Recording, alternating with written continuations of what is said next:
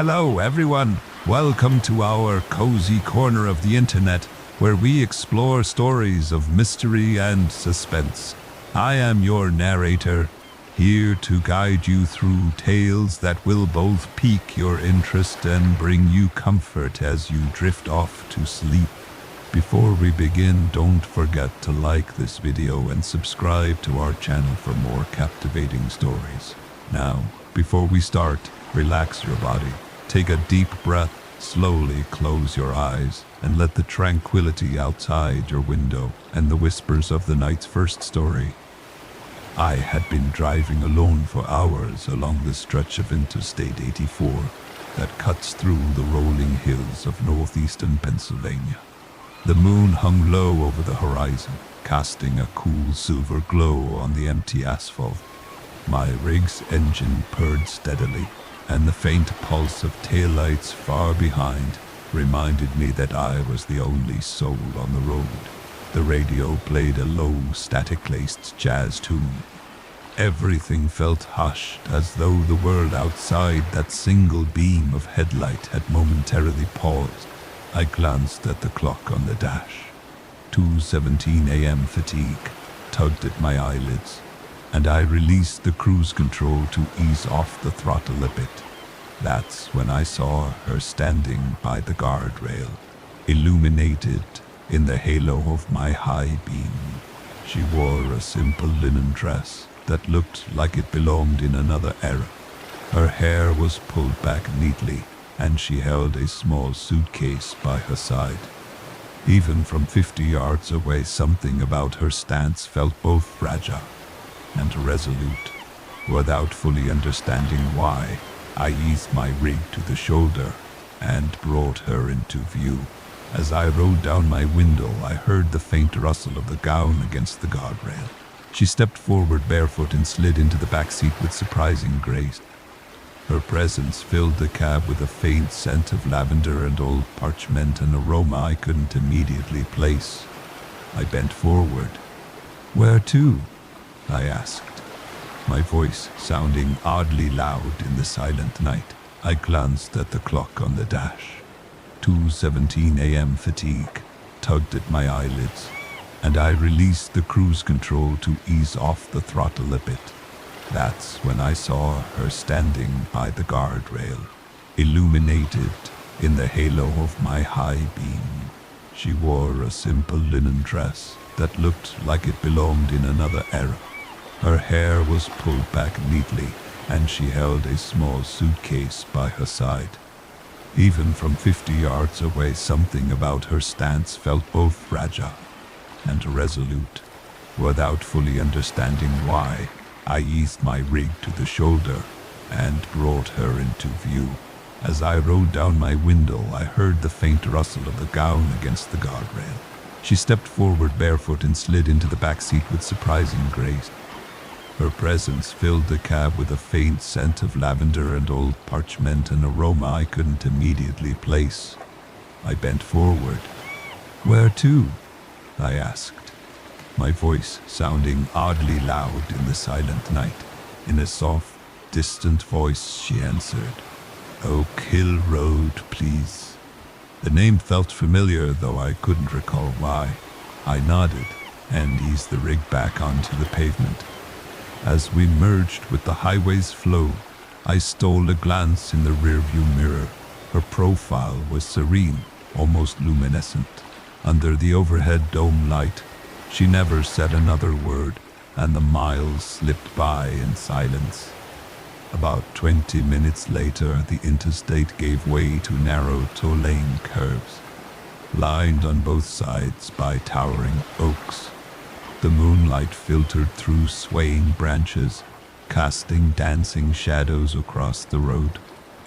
The radio crackled static, punctuated by a faint piano melody, then went silent, as if the dial were tuned to emptiness. My eyes kept flicking to the rearview mirror, but each time I looked, she sat perfectly still. Eventually, I passed an old rest area, Signet's letters peeling, barely legible in the moonlight, and slowed as she tapped lightly on the back of my seat. My heart quickened. "This is it," she said, eyes never meeting mine. I brought the rig to a stop beside a narrow dirt lane that forked off into the darkness. She inhaled deeply, as though savoring the night air, then turned to me and offered a small, shy smile. "Thank you," she whispered, and opened the door with the same quiet grace she'd shown on entering. I reached for my flashlight, planning to offer her a ride to the farmhouse I'd glimpsed through the oaks. Before I could step out, the door clicked shut on its own. My beam of light fell only on empty seat upholstery, and the faint scent of lavender lingered in the air.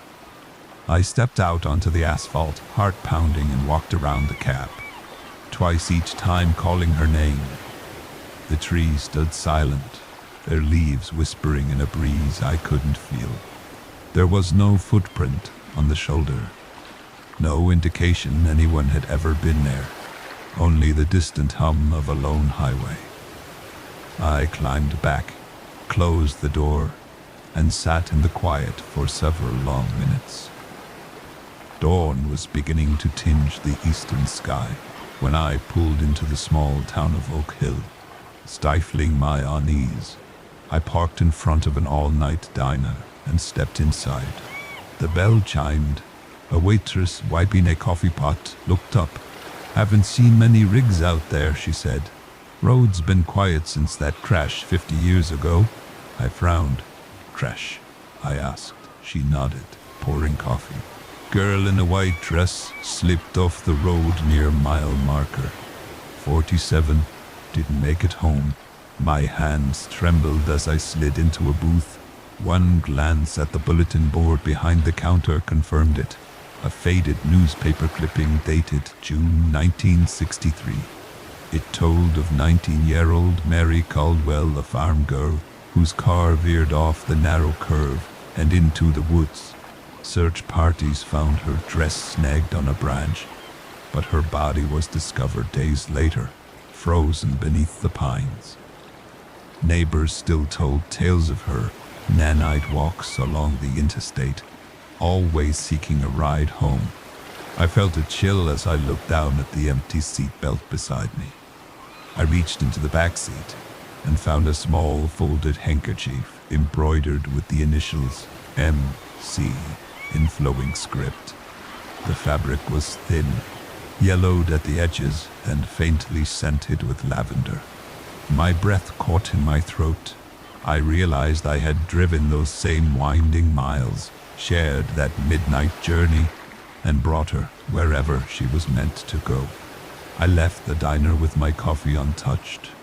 Back on the interstate, I drove quietly, the rising sun painting the pines in gold.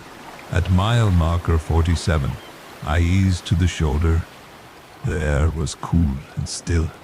I placed the handkerchief gently at the base of a lone oak. My eyes stung with gratitude and sorrow. As I climbed back into the cab, I swore. I saw a soft breeze lift the cloth end for an instant, the silhouette of a woman in a linen dress, smiling. Ever since that night, I've driven Interstate 84 countless times, hauling freight across state lines. But I never see her in the direct beams of my headlights again. Instead, when the clock nears 2 a.m. and I cross that lonely curve, my heart stirs, and I find myself hoping just for a moment to catch a glimpse of that pale figure, ready for another ride home. So if you ever find yourself alone on a deserted highway at night, and you see a lone figure in vintage clothes by the side of the road, remember my story. Stop if you must share the ride, and listen to the silence. You might just be giving a lost traveler the journey she's been waiting half a century to complete. This is the end of the first story of the night. Next is the second story of the night. I arrived at the old New England sanitarium just as twilight settled over its crumbling facade. The gated entrance sagged on one hinge, rust harvesting streaks down the flaking pillars.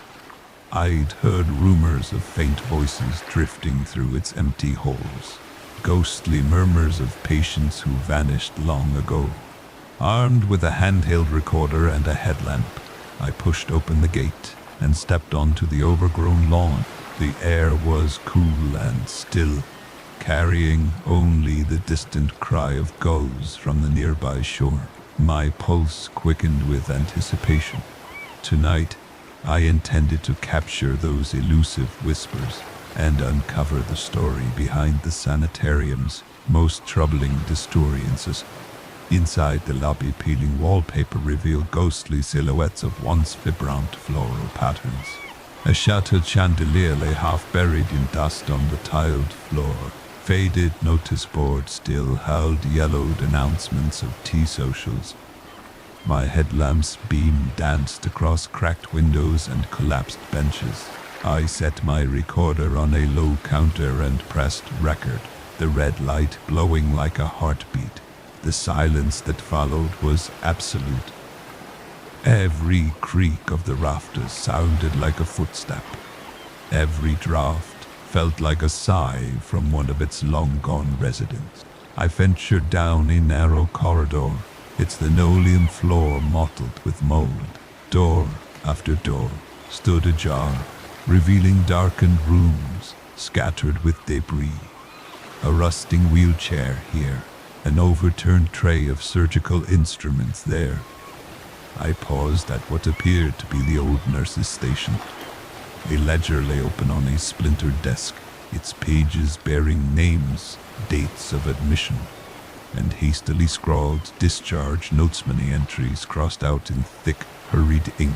I swallowed and switched my recorder to its highest sensitivity, hoping to catch the slightest sound.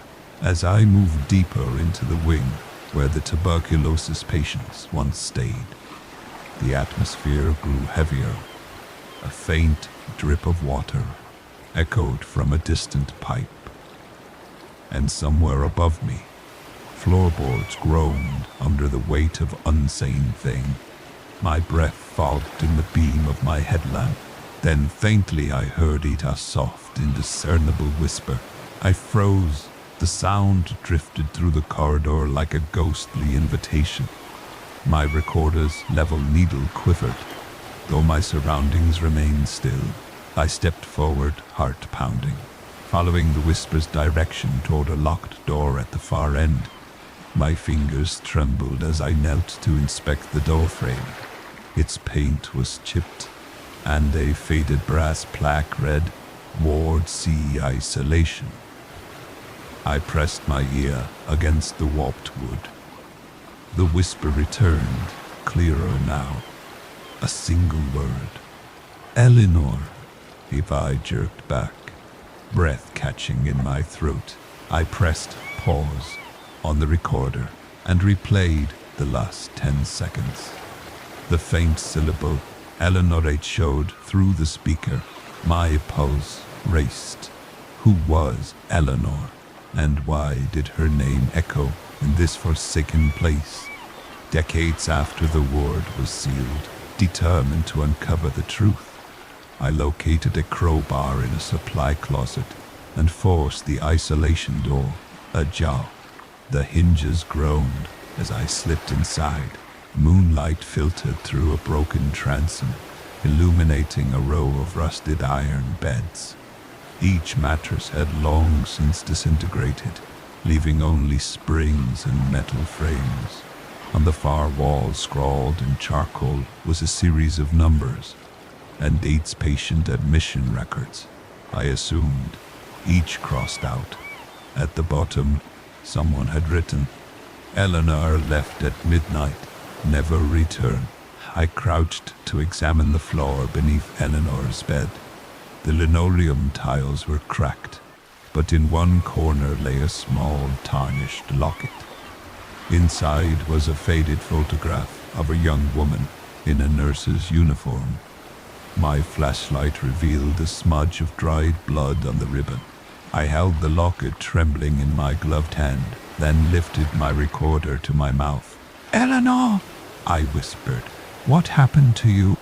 Silence answered, broken only by a distant rat scuttling through debris. Driven by a mixture of dread and curiosity, I replayed my recording on my phone. Amid the static, another whisper emerged. They took us. Each word was ragged, strained with fear. I shivered and looked around. The ward felt colder, as if the very stones mourned its lost inhabitants. My headlamp caught movement at the end of the roused shadows, pooling at the door. I raised my voice. Who took you? Only silence returned. I realized then that some answers were buried too deep in sorrow to speak aloud. I carefully retraced my steps back through the sanitarium's winding halls, clutching the locket and recorder. At dawn's first light, I emerged onto the front lawn. My recorder still hummed softly with echoes of the night. Before leaving, I placed the locket on a sunlit bench near the entrance, hoping that if Eleanor's spirit returned, she might reclaim it and find her rest. Then I walked away, every crack of broken glass underfoot a reminder that some stories echo forever in empty places. Back home, I listened to the full recording in daylight.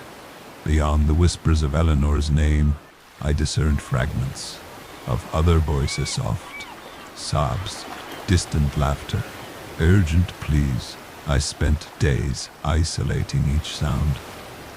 Newspapers from the 1960s spoke of a small group of patients who vanished after a mismanaged clinical trial. No bodies were ever found. The sanitarium closed soon after, its secret sealed behind. That night, I couldn't sleep. I replayed the whispers again and again, feeling the weight of unnamed fears pressing against my mind. Just before dawn, I thought I heard a final clear message through the static. Thank you. Maybe Eleanor and her companions had waited 60 years for someone to remember them, to speak their names into the darkness. With that thought, exhaustion claimed me, and I fell into a dreamless sleep.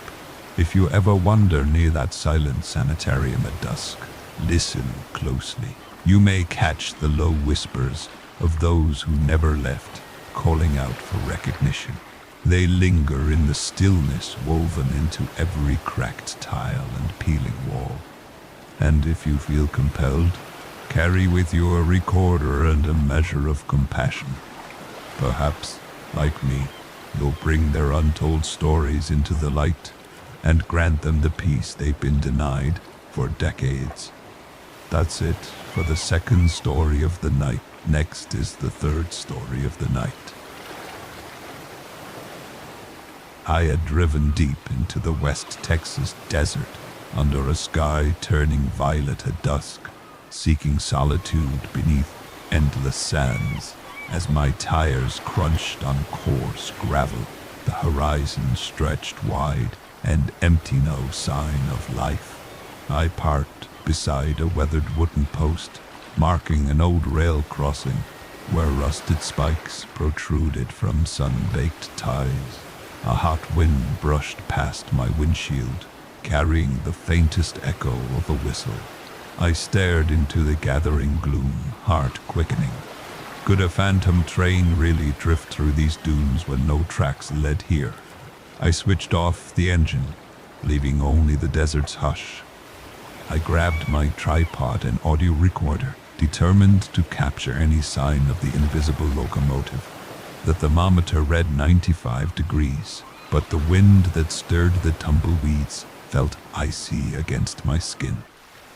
With each gust, the desert floor vibrated subtly, as though a massive engine lay buried beneath the sand. I aimed my recorder toward the wind's direction and pressed record, holding my breath. A distant moan rose above the howling breeze, an otherworldly blend of steam release and iron wheels turning. Yet there was no steam, no rails, no locomotive in sight. I rose and walked toward the sound, following the ripple of vibration beneath my boots. The desert night was star-studded, and constellations wheeled overhead like slow-moving clocks of light. My flashlight beam swept across rolling dunes and scattered creosote bushes. Every so often, I caught a glimpse of steel-gray sparks dancing in the air, like embers from an unseen funnel. The air grew thick with charged tension, as if the very molecules quivered at an approaching colossal mass. And then I heard the whistle again, closer now, a plaintive call that reverberated far beyond any human reach.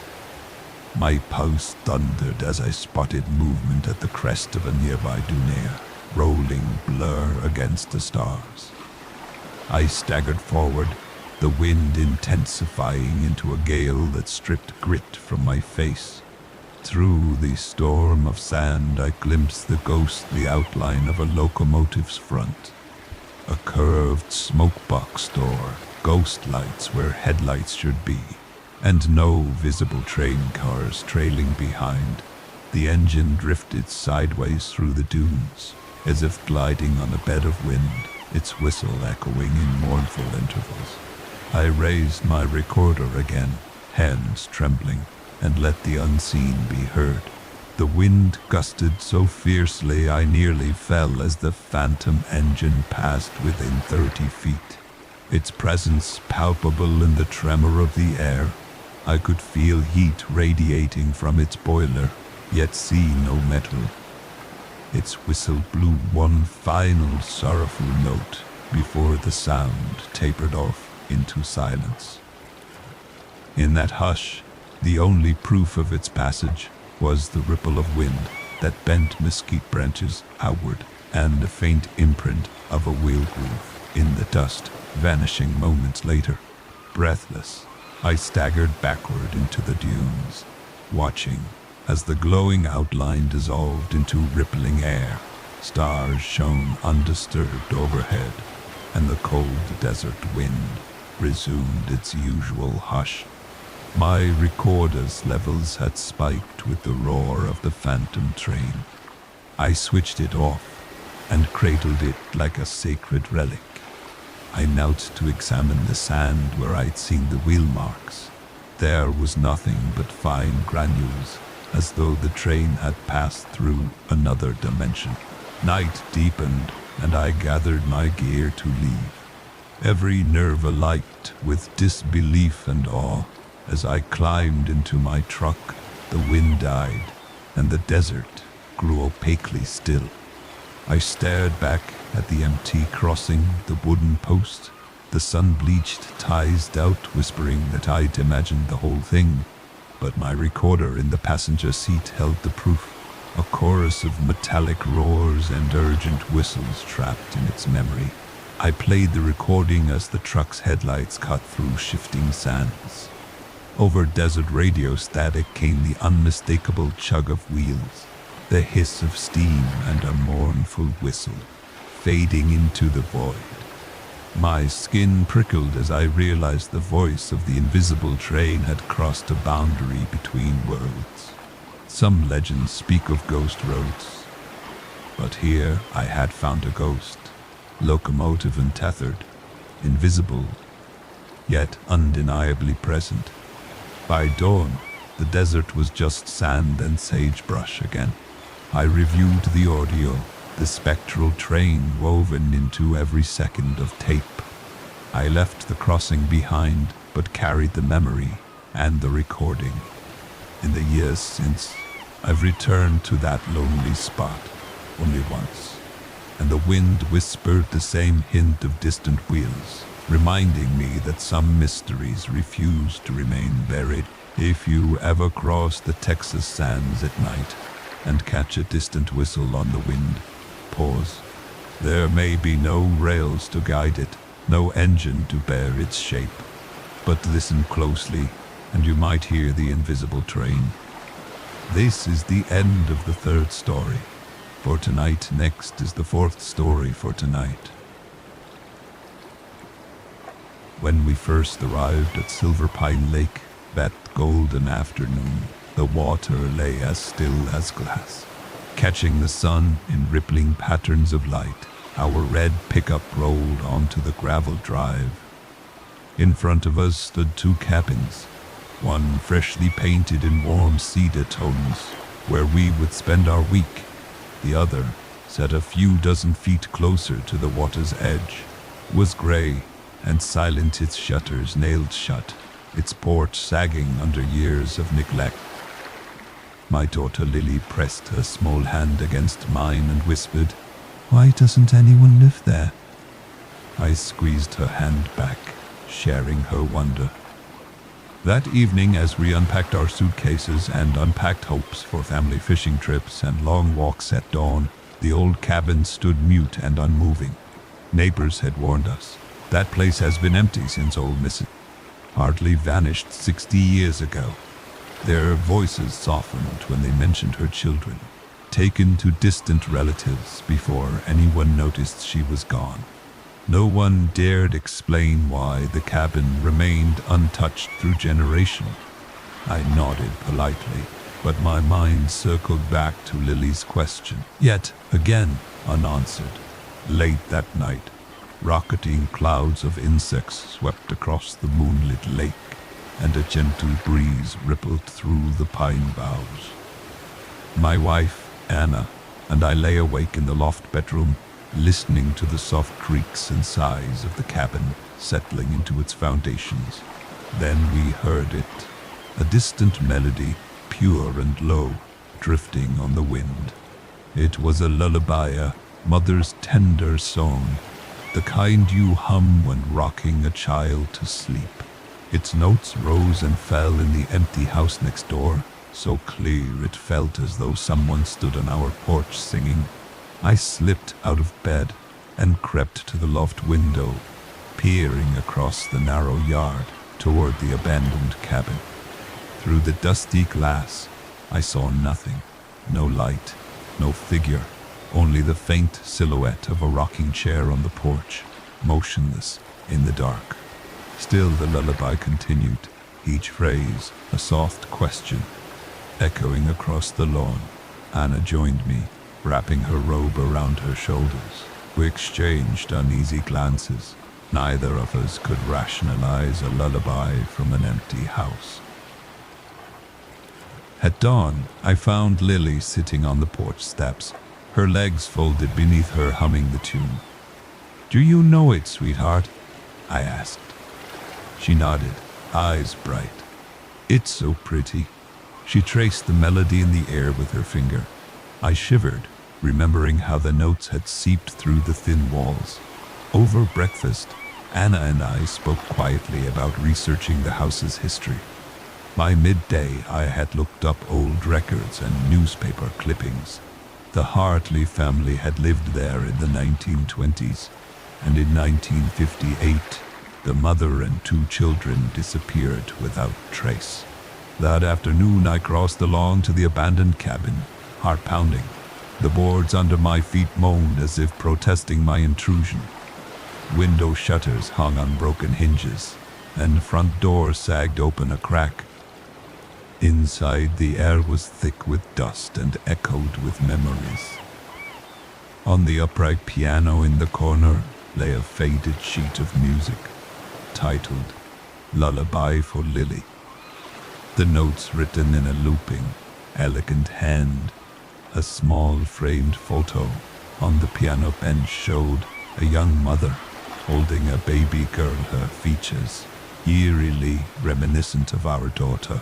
I snapped a photo of the music and backed away, but as I turned to leave, I heard the chair behind me creak. My breath caught, my pulse raced.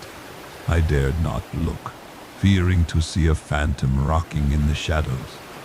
The lullaby began again, faint yet unmistakable. I bolted out the door, the melody trailing behind me like a warm breeze. Back at our cabin, I showed Anna the photograph. Her face paled. "It can't be," she whispered. We realized then that the lullaby was named for our child, yet the house had been empty long before Lily was born. That night I set my voice recorder on the bedside table, hoping to capture the lullaby again. Lily slept soundly between us, unaware of the night's strange symphony. At midnight, the music drifted through the walls.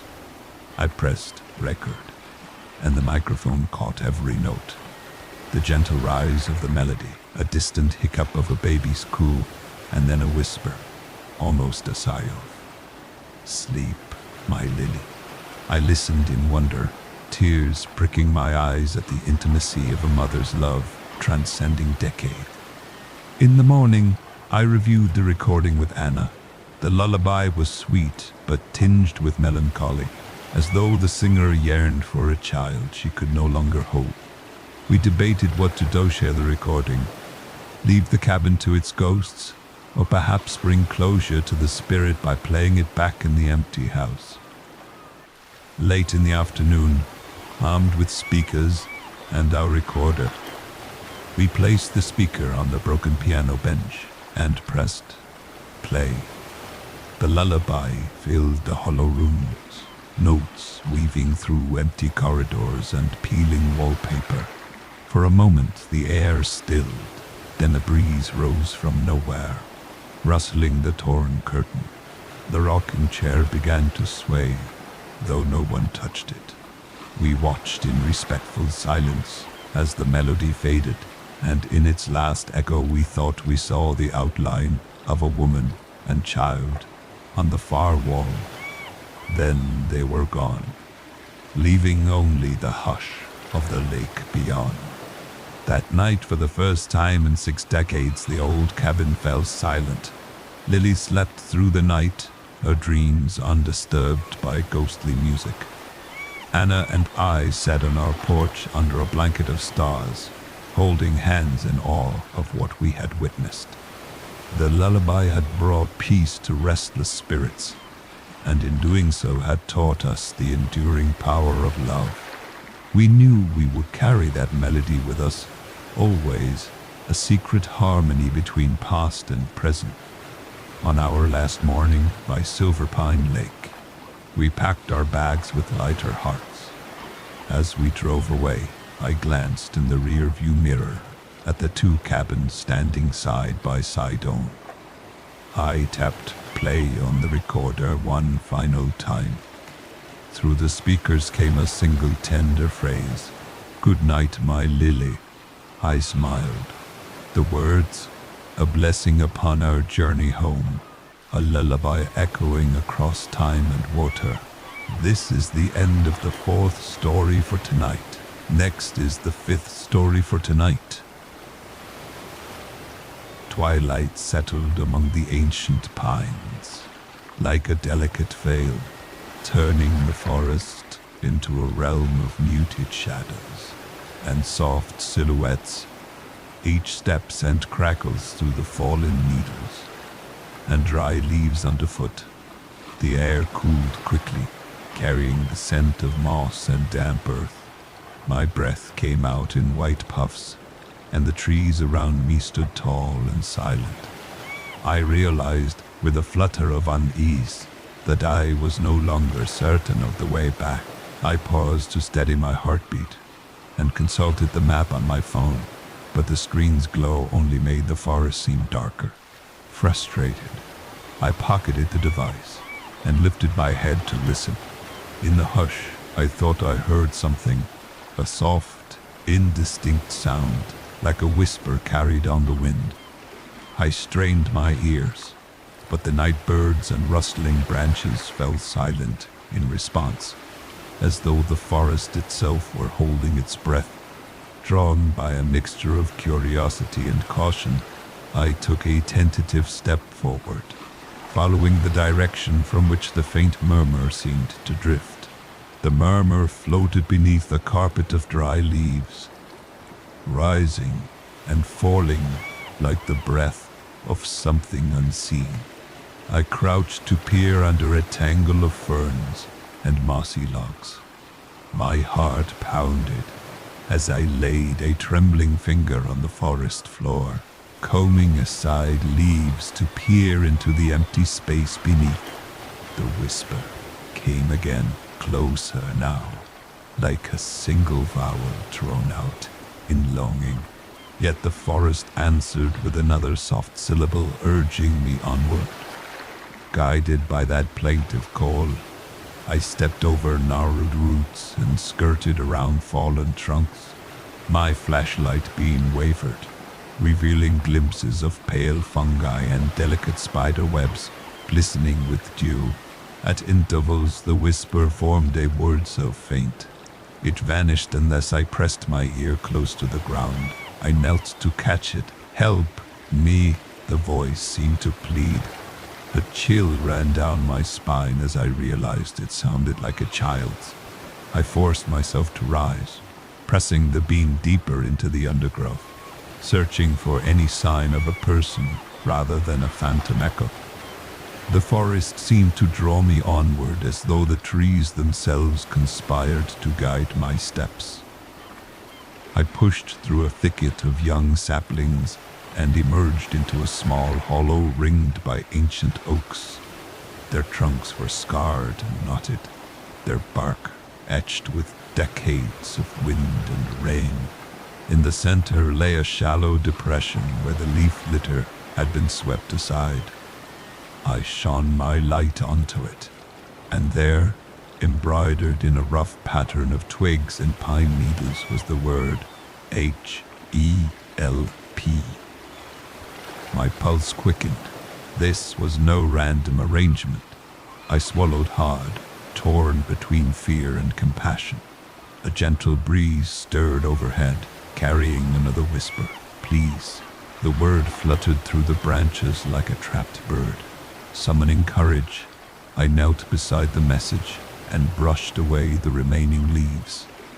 Beneath them lay a small leather satchel, weathered and damp. My hands trembled as I unfastened it. Inside was an old rag doll, its button eyes cracked, and a folded scrap of paper scrawled with the same pleading letters. A wave of sorrow washed over. This doll must have belonged to a child who wandered here long ago. I rose, clutching the doll and the note, the whisper now a fading echo among the trunks. The forest grew still, as though respectful of the relic I carried. I stood in the hollow for a moment, bowing my head in silent tribute to a life that had vanished here. Then I retraced my steps, guided by the dim glow of my torch and the gentler shadows of midnight. With each stride, the hush of the woods felt less ominous and more protective, as if the ancient oaks themselves guarded me from harm. An hour later, I stumbled back onto the main trail, heart pounding with relief. As I emerged into moonlit clearing, I turned to look back. The path behind me was empty, save for the softly swaying trees. In my palm, the doll's cracked eyes caught the moonlight. I tucked them into my pack, vowing to find where that child's memory belonged and to lay the forest's secret to rest. By the time I reached my campsite, the first hint of dawn painted the sky in pale pink. I sat beside the dying embers of my fire, sipping tea as the forest stirred awake. The hush of night had become a gentle lullaby, woven of rustling leaves and distant bird calls. Though I had entered the woods lost and fearful, I left with a sense of purpose and a story bound to the ancient trees. Somewhere beyond these hills, a memory awaited its rest, and I would see it there where the forest's children finally found peace. This is the end of the 5th story for tonight. Next is the 6th story for tonight. When Anna and Marcus first stepped across the threshold of the old Victorian manor, the late afternoon light slanted through tall windows onto dust-flecked floorboards. The house smelled of aged wood and lavender-scented polish. Excited yet awed by the ornate moldings and stained glass transoms, they set down their suitcases in the wide oak-paneled entry hall. But before unpacking, Marcus knelt by a slightly raised board near the hearth. A thought flickered through his mind. What secrets lay beneath those silent planks? Late that night, as storm clouds gathered beyond the bay windows, they returned to that spot with trembling anticipation. By the glow of a single lantern, Marcus pried up the loose board, revealing a narrow iron ring fastened into the floor. Together they heaved it aside, uncovering a small rectangular. The wood was rough but surprisingly sturdy. Anna's pulse fluttered as she lifted the door, and a musty, untouched breeze wafted up from the hidden chamber below. By lantern light, they climbed down a wooden ladder into the secret room, a compact space no larger than 10 feet square, its low ceiling supported by rough-hewn beams. The air was thick with dust, and every surface bore a fine. Along one wall, an old writing desk stood beneath a narrow window, too high to peer through. On the desk lay a leather-bound diary, its cover cracked and brittle. Around it, faded sketches of uncanny symbols had been inked onto the desktop itself, curling like silent hieroglyphs. Beneath years of neglect, Anna gingerly opened the diary, careful not to tear its fragile pages. The handwriting inside was elegant but hurried, each entry dated in the late 1800s. But Elise quickly became obsessed with deciphering the strange symbols she found, scrawled in hidden corners of the house glyphs, that seemed to pulse with otherworldly intent. Each passage grew more frantic, as though the writer feared discovery. As they read deeper into the night, the wind outside rose to a mournful howl, and rain streaked the windows in silver filigree. She wrote of midnight rituals conducted beneath the floorboards, invoking the power of the symbols to bridge the veil between worlds. In the final entry, her hand shook so violently that the ink-blotted sheet warned of a presence that once summoned could not easily be dismissed. The words ended in a smudge, as though the rest had been torn away. A sudden gust rattled the trapdoor above, and Anna gasped, dropping the diary to the floor. With a muted thud, Marcus shone his lantern upward, revealing the closed lid. In that instant, a flicker of movement in the corner of the room sent their hearts racing. The lantern's glow danced on something etched into the far walls, shapes identical to those. A silence descended, thick and palpable, as if the house itself were holding its breath. They exchanged a glance, fear and fascination warring in their eyes. Anna bent to pick up the diary, but Marcus gently stopped her. "We should rest," he whispered, voice taut with uncertainty. "We'll study this tomorrow in daylight." Reluctantly, they climbed back up the ladder and replaced the trapdoor. The lantern's glow was swallowed by the descending darkness, and in the sudden quiet that followed, they thought they heard a soft, stifled breath beneath the floor. Morning arrived in a pale hush. Sunlight filtered through dusty lace curtains, illuminating motes that danced like tiny spirits in the air. Over breakfast, Anna's hand trembled as she recounted the night's discoveries. Marcus suggested they bring an expert in archaic scripts to decipher the symbols. But Anna hesitated. She felt an inexplicable pull to confront the mystery herself. By midday, they cleared the trapdoor again, climbed down. Sunlight slanted through the tiny window, revealing details they'd missed. Lines of faint red pigment outlining each glyph, as if they had once burned with a hidden fire. As afternoon shadows lengthened, Anna traced a finger along the glyphs, reading aloud the diary's final phrase, half lost in blotches. "Stand between the light and shadow, and the door shall open." Her voice echoed in the small room, and for a heartbeat, nothing happened. Then, from the far wall, the plaster began to crumble along the carved lines, revealing a narrow slit of darkness beyond.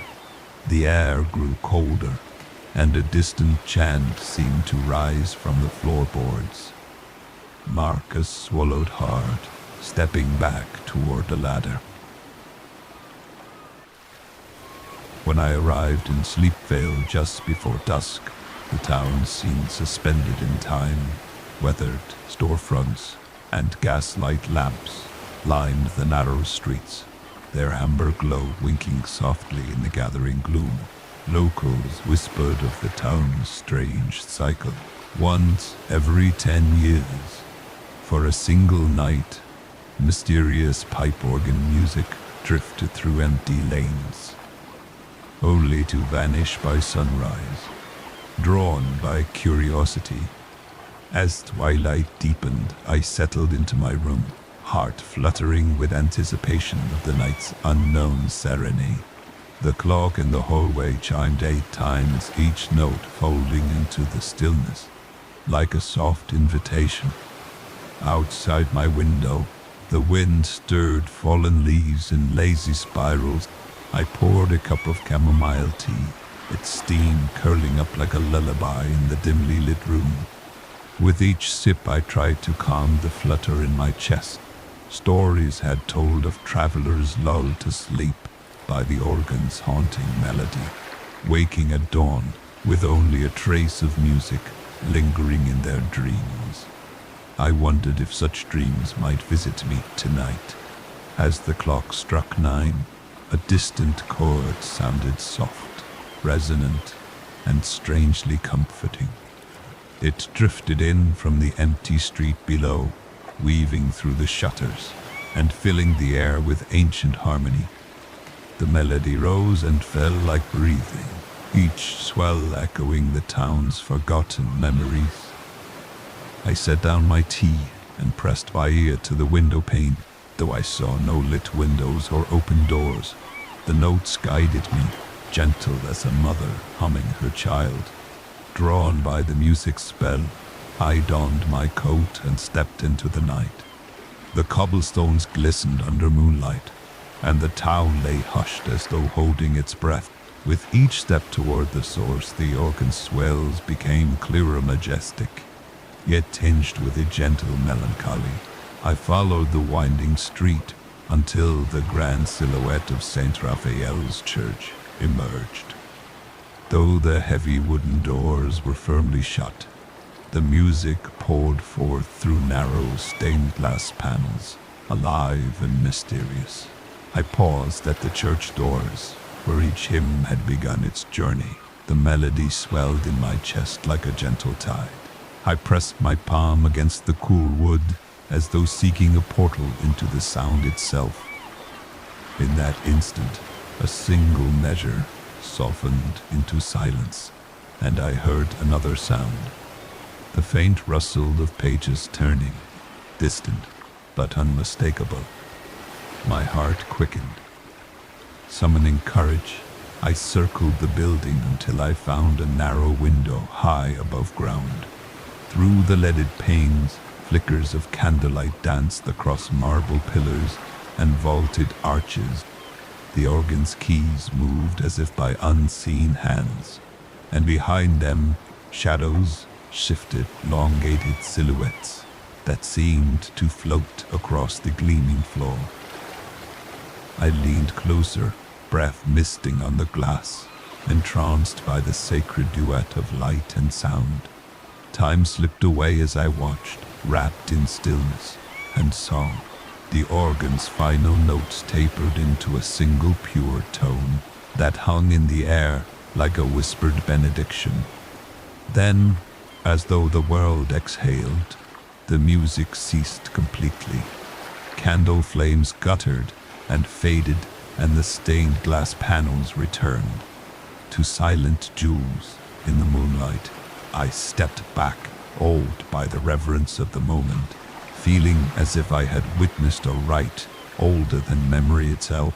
When dawn's first light brushed the rooftops, I found myself alone on the cold flagstones. No trace of open doors or lingering candles. Remained only the faint echo of that final chord. Soothe's streets were still and silent.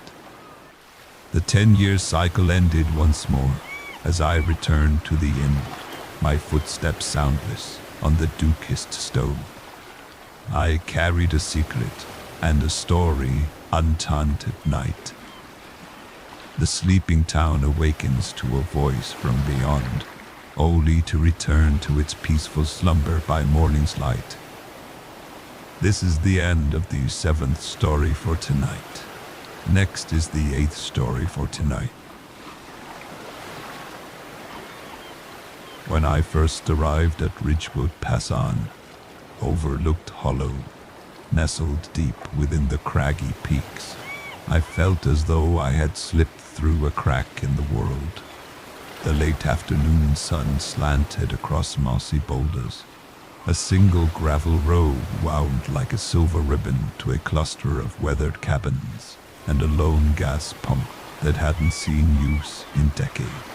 Local maps showed nothing more than private property, yet every traveler I met spoke in hushed tones of a lone radio tower perched somewhere beyond the tree-linear tower that, when night fell once every month, erupted with a low looping drone, unlike any other sound. That first evening, I settled into a rough-hewn cabin whose floorboards creaked like old bones.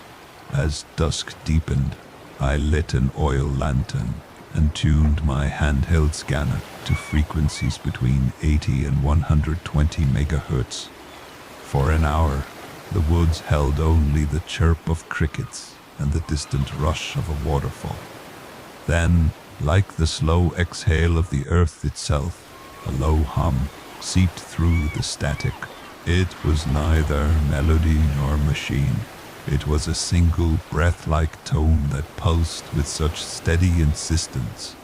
I felt its vibration in my chest. Night after night, I returned to the cabin's creaking porch, hoping to catch the signal earlier, or perhaps to trace its origin. Each time the hum began, I activated my portable recorder. The signal never varied. An even tone at 87.4 megahertz, repeated without pause for exactly 42 minutes. Then silence until dawn. Despite the consistency, the source stubbornly eluded triangulation. My compass points wavered, and the forest canopy seemed to bend and shift, as if guiding me away from the true transmitter. On the 7th night, I strapped on boots and raincoat, determined to follow the strongest signal into the forest's heart. Silver moonlight filtered through swaying branches, and dew-slick stones glowed in pale relief. My scanner beeped with increasing urgency as I pressed forward, the hum now louder than ever. At one point, the beam led me to a clearing ringed by ancient hemlocks. There, half buried under needles and fern, I found the rusted hull of an old generator, its panels torn open, wires severed, and yet somehow still feeding the same unwavering drone. My heart pounded as I crouched beside the generator, trying to fathom how it could run without fuel or a visible power source. The air itself seemed charged. Each breath felt like sipping electricity. I reached out to touch the cool metal, and for a moment, the hum intensified into a roar that shook my bones. Then, as I drew back, the sound vanished instantly, replaced by the soft whisper of wind through needles. In the sudden calm, the forest felt more alive and more watchful than before. I spent the next day exploring the cabin records and local legends, learning that decades ago, An amateur inventor named Roland Duval had vanished from the valley after claiming he would build a transmitter. Speak to the bones of the mountains. His workshop, they said, lay somewhere beneath the forest floor. Some believed that the humming broadcast was Roland's final message, a tireless plea, echoing across the ages, calling out to listeners who might one day uncover his secret. That night, I returned once more to the clearing, guided by the full moon and a fading map of Duval's workshop. Instead of the generator, I found a rough-hewn trapdoor, hidden beneath layers of moss and pine duff. Its iron hinges were warped, but intact, and a single iron ring lay atop the wood, as if placed for me to discover. With trembling fingers, I lifted the ring and nudged the door open, revealing nothing but darkness. A sudden draft carried that familiar hum from somewhere below, vibrating through the door, and up my arm I stepped back, heart drumming, torn between fear and curiosity. The hum was softer now, almost welcoming. I imagined Roland's voice woven into each cycle of sound, telling tales of unseen caverns and forgotten echoes. And though the shaft beckoned, I felt the weight of the night pressing on my shoulders. By dawn, I stood once more on the mossy clearing. The trapdoor closed, and the hum faded into the hush of morning birds. My recorder held 42 minutes of that single, endless tone, Roland's voice through the mountains. I left Ridgewood Pass at first light, carrying the memory of that unbroken vibration. Now, on quiet nights, I sometimes lie awake and swear I can still hear it, an echo in my mind, reminding me that some signals travel beyond distance, time, and even fear. This is the end of the 8th story for tonight. Next is the 9th story for tonight. When the sun dipped behind a flat, endless horizon of state, Route 42, I turned off my car's engine in front of the crooked neon sign reading Desert Rose Motel. The asphalt parking lot was cracked, and tumbleweeds dusted the curb. A single desk lamp glowed inside the lobby where the night clerk, a thin man with tired eyes, handed me a rusted key attached to a flimsy plastic fob. "Roommate," he said, voice low, nice and quiet. The quiet was exactly why I'd pulled off the highway, seeking an overnight refuge from my own restless thoughts. I climbed the narrow stairs, each step groaning under my weight, and found room 8 at the far end of the corridor. The door swung open to reveal a small space, a tidy queen bed, a rickety wooden desk, and an old television set in the corner. Above the desk hung a rectangular mirror in a tarnished silver frame. I dropped my duffel on the bed, flicked on the TV, then switched it off static. No longer amused me. I sat in front of the mirror brushing my hair and noticed something odd. The reflection of the room behind me was perfectly still, as if the air itself were frozen. That stillness felt unnatural. I leaned forward until my face nearly touched the glass, expecting to catch a trick of the light or a warped reflection. Instead, I saw a movement behind me, the faint outline of a person's shoulders and head, just above the top of the dresser that sat opposite the bed. The figure's back faced me, its posture rigid, but when I whirled around, the room was empty. Nothing but the hum of the air conditioner and the soft thump of my own heartbeat. I returned to the mirror slowly, forcing myself to breathe evenly. The stranger was gone, just my solitary reflection. Looking back, I sighed and decided to wash up before bed. As I turned toward the bathroom, I noticed in the mirror's edge another shadow flickering like a candle's flame. It vanished the moment I blinked. My hands trembled as I ran water over my face, the reflection of the faucet. I toweled off and returned to the bed, pulling the covers up to my chin. The lamp by the nightstand cast long shadows across the room. Darkness pooled in the corners. Through the silence I heard a faint scrape behind the door, like fingernails tracing wood. I stiffened and stared at the door. Frozen, the scrape stopped. My pulse thundered in my ears. Eventually exhaustion won. I closed my eyes and drifted into a restless sleep. I woke to a dull light seeping around the curtains. My throat felt dry. I sat up and glanced at the mirror. The stranger was there again, shoulders rigid, head bowed slightly. I felt a chill crawl down my spine. The figure's hair was dark and matted, and its shirt hung on its frame in stiff folds. I swallowed hard and whispered, "Who are you?" There was no answer, only the silent vigil of the reflected presence. I stood and approached the mirror, heart hammering. The stranger didn't move. I raised a trembling hand to the glass. My fingertips hovered an inch from the cold surface, then brushed against it. The reflection rippled as if I had dipped my finger into water. I jerked back, startled. The figure raised its arm slowly, its wrist bending unnaturally, and pointed at me. Its finger trembled, beckoning me to come closer. I hesitated. Something about the gesture felt desperate, mournful. "What do you want?" I whispered. The mirror swelled with condensation, fogging the glass in swirling patterns. Then in the mist, words formed. H-E-L-P-M-E.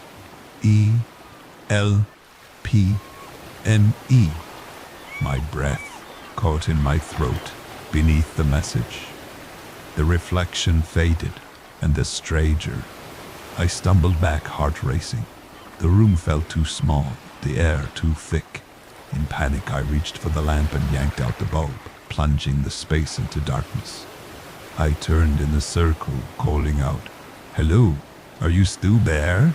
Silence answered me, but in the black glass of the mirror, I glimpsed faint eyes, watching just above the halfway point of the frame. Only the eyes and nothing else. I forced myself to the bed, pulled the covers over my head, and shivered. Minutes passed like hours when I dared to peek. Dawn's pale light had returned, and the mirror was empty, no mist, no message. My shaking hand reached into my trouser pocket. I found a scrap of paper folded there, though I'd never carried one. I unfolded it to read 3 words, scrawled in a spidery hand. "Behind you, now." Goosebumps prickled down my arms. I bolted upright, expecting to see something lunging at me. The room was empty, but I dared not look in the mirror again. I grabbed my keys and duffel, yanked open the door, and fled down the corridor. The night clerk was asleep behind the desk. His snore was soft and steady. I didn't stop until the desert rose. Motel sign was a distant blur in my rear-view mirror, and the road ahead stretched empty and inviting beneath a waking sun. This is the end of the 9th story for tonight. Next is the 10th story for tonight. When the last customer left and the heavy oak door thudded shut behind her, I dimmed the stained glass lamp at the register and crossed the creaking floorboards toward the back of the antique bookstore. The sign outside proclaimed closed, but inside, the hush of centuries-old pages and the faint scent of leather bindings lingered, as though the shop itself were holding its breath. I flipped off the overhead lights, leaving only a single desk lamp glowing by the cash register. Darkness pooled between the aisles, and the silence settled like a soft blanket. At precisely midnight, I settled into my stool behind the counter and opened the security feed on the cracked monitor. Most cameras showed only empty aisles, but in the corner reserved for rare first editions, I saw it again. A pale swirl of movement where no one stood. For a heartbeat, the pages of an open tome fluttered, as if caressed by an invisible hand. When I tried to pose or zoom the image, the screen blinked and returned to static, erasing every trace of that silent reader. I raised my gaze to the silent shelves, each row bearing titles older than my grandmother. Gilt lettering glimmered on cracked spines. Tiny dust motes drifted like trapped fireflies. A single shaft of moonlight slid through the high back window, illuminating a narrow path along the mahogany floor. The bookstore felt alive in that fading glow, as though the wood and paper each held memories of readers. I could almost hear the soft murmur of voices carried from distant eras. Unable to resist, I rose from my stool and stepped into the corridor of shelves. The lamp at the register ruled. I moved slowly, each footstep muffled by the thick wool rug strewn between the stacks. A soft clicking reached my ears, like the gentle hinge of an ancient binding. I paused to listen, but heard nothing more than my own breath and the distant tick of the antique clock on the wall. My heart thumped as I rounded the corner into the rare books alcove. There, on a small wooden podium, lay an illuminated manuscript, its vellum pages splayed open. The soft fluttering resumed. I crouched and reached out, fingertips grazing the edge of a page. The parchment was cool, unnaturally so, and trembled beneath my touch. Then, as if startled, the pages snapped shut, and the fluttering ceased.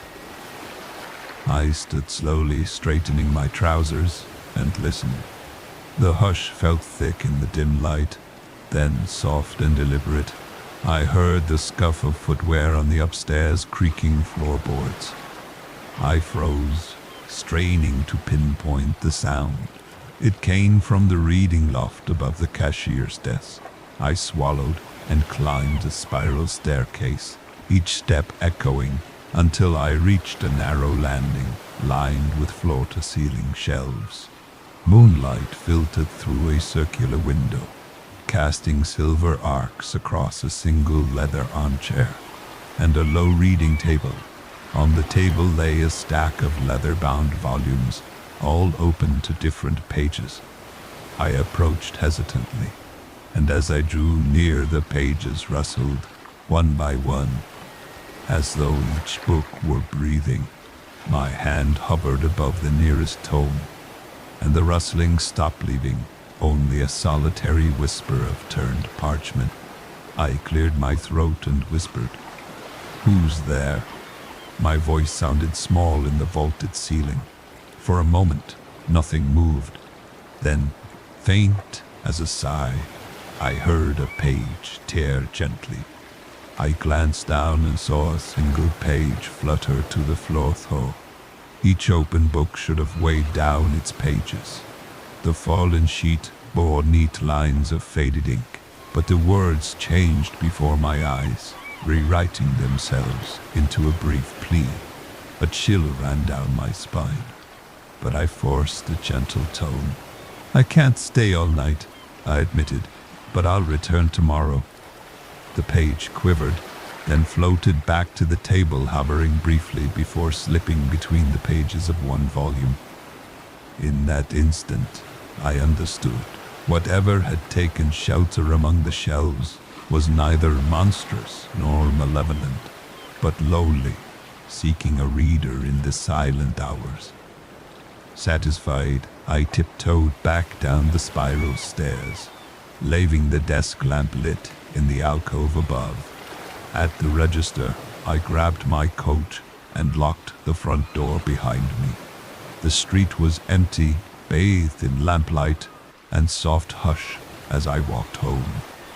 I felt strangely comforted, knowing I'd left behind a promise waiting of the unseen reader. that wraps up tonight's 10 stories. Now let the sound of the waves keep you company as you drift off. Sleep tight and sweet dreams.